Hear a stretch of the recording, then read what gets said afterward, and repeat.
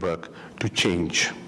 Pakistan-US relations are too significant and possess too huge a potential to be confined to the Afghan prism alone.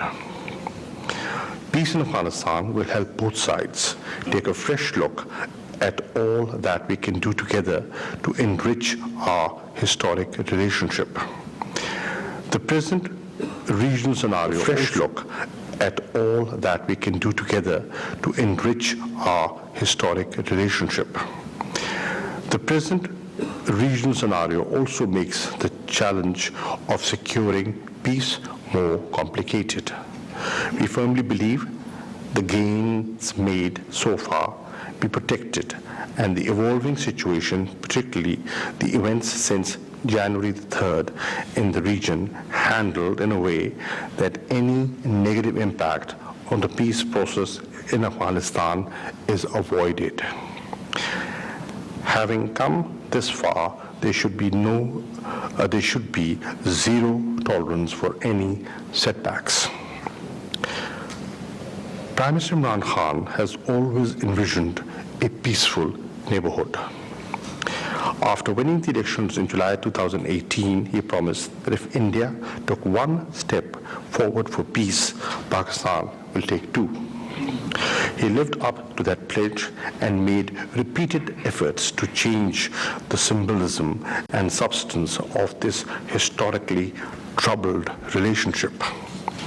Unfortunately, India spurned every positive gesture, driven as it was by myopia, ill-placed arrogance, and most importantly, domestic electoral calculations.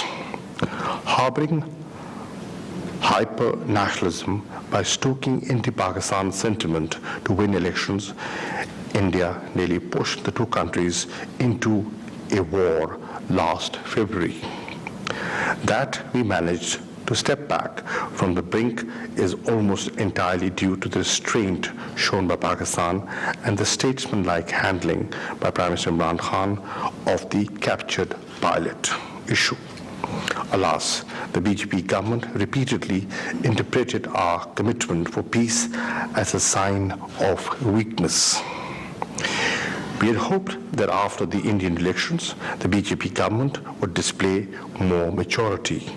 It would recognize that Pakistan and India should be fighting poverty and hunger together rather than fighting each other. Instead, the RSS-inspired BJP government has embarked upon the project of turning India into a Hindu Rashtra.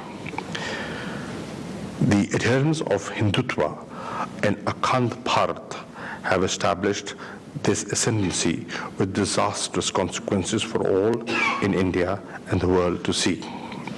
On August 5th, India tried to change the disputed status of Jammu and Kashmir and alter its demographic structure, breaking all relevant international laws and violating several UN Security Council resolutions in the process.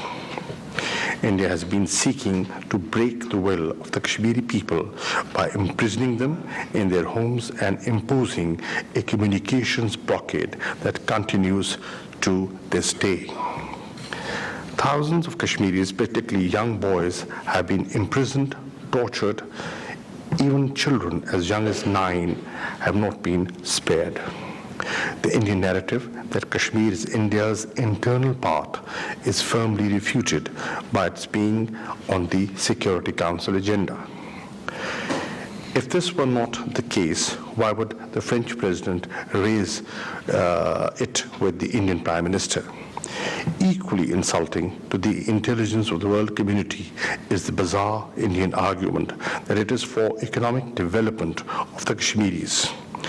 Yes, economic development being delivered at gunpoint by over 900,000 occupation troops. If not addressed, the crisis in Kashmir has the potential to become a flashpoint between the two countries with strategic capabilities. When the Kashmir crisis began in August, Prime Minister Imran Khan warned the world about the BJP government's nexus with the RSS and its fascist ideology. Initially, some of our friends felt we were exaggerating. Today, Prime Minister Imran Khan's warning is being vindicated by events inside India, and everybody recognizes that. The mask has slipped, and the reality of Narendra Modi's worldview is fully exposed. The internet shutdown in occupied Kashmir is already the longest ever imposed by a democracy. If today we can call India one, the passage of the Citizen Amendment Act and the National Register of Citizens are raising fundamental questions about the ideals like democracy and secularism that India's founding father passionately advocated. It is perhaps symptomatic of the divergent trajectory of our two countries that when the Indian Supreme Court was handing over the land on which the historic Babri Mosque had once stood in Ayodhya to the same mob of Hindu religious fanatics that had razed the mosque to the ground in 1992, Pakistan was opening the Kartarpur corridor for Sikh pilgrims from India and across the world. Indian state terrorism and repression in Indian-occupied Jammu and Kashmir and the BJP government's incitement of religious hatred and frenzy in India have dangerous implications for the region. Let's not forget that this Indian government has a history of externalizing its domestic problems. You only need to cast your mind back to the Pulwama episode.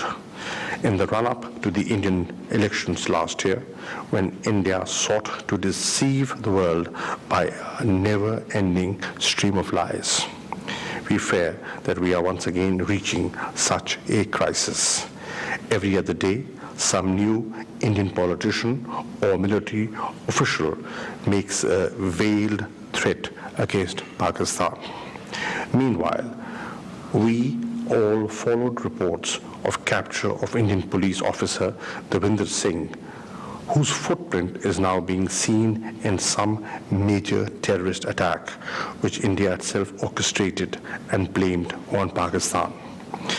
We have been consistently warning the world community about another false flag operation against Pakistan, that Devinder Singh was accompanied by two militants on his way to Delhi in close proximity to the Republic Day celebrations should not be lost on anyone.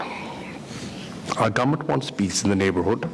We need peace in order to focus on achieving our domestic agenda for economic reform and development. But we are not prepared to pay any price for peace with India. Certainly not our dignity, and certainly not without resolving the Kashmir dispute in a just manner.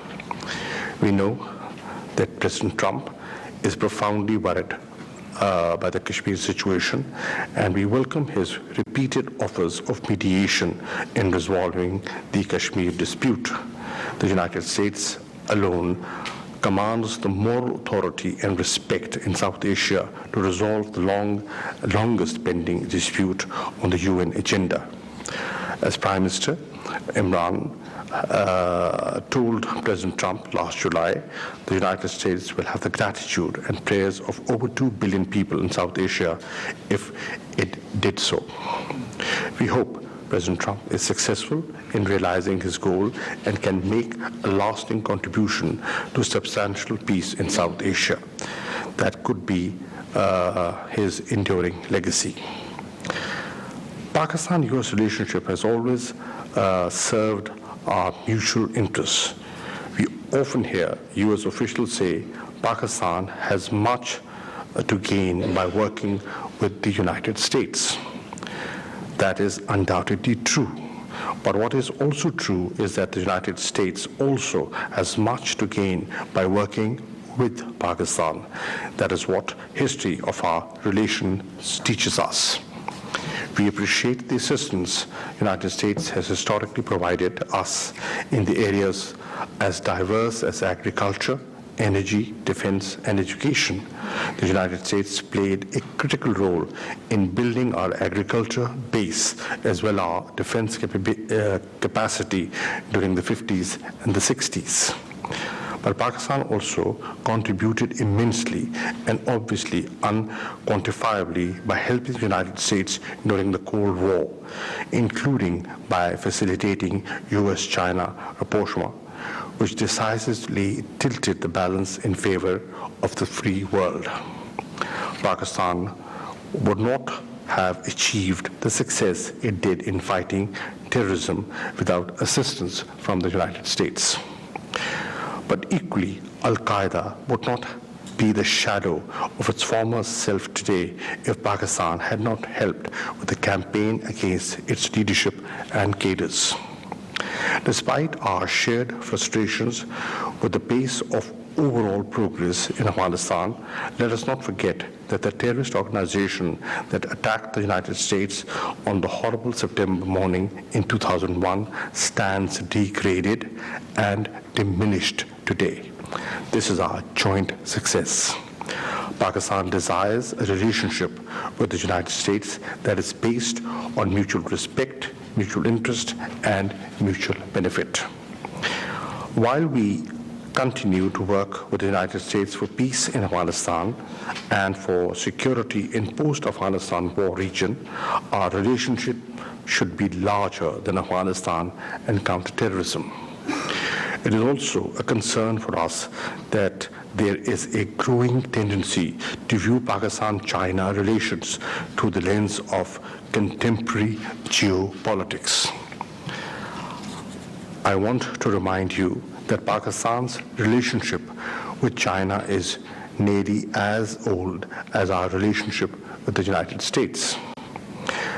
Force-fitting Pakistan-China relations into the currently popular framework of great power competition distorts the picture. For too long, we have lamented the lack of connectivity between the regional economies. Now, in the form of CPAC, we have a project that will help Pakistan's economy develop economic development goals and provide impetus to economic integration in South and Central Asia. Far from being suspicious of CPAC, supporters of peace in the region should welcome the project. For all the talk of great power transitions and realignments, the logic for a strong Pakistan-US relationship is unarguable. Besides securing peace in Afghanistan, we have strategic convergence on preserving peace and stability in South Asia and promoting mutually beneficial trade and investment ties. Pakistan is a nation of over 200 million people, two-thirds of whom are under 30 years of age. We sit at the crossroads of China, South and Central Asia. Pakistan is a conduit to a market of another 3 billion people. The economic potential is immense. The US is our major trading partner and a significant source of remittances. We would like to create more trade and investment opportunities for both countries.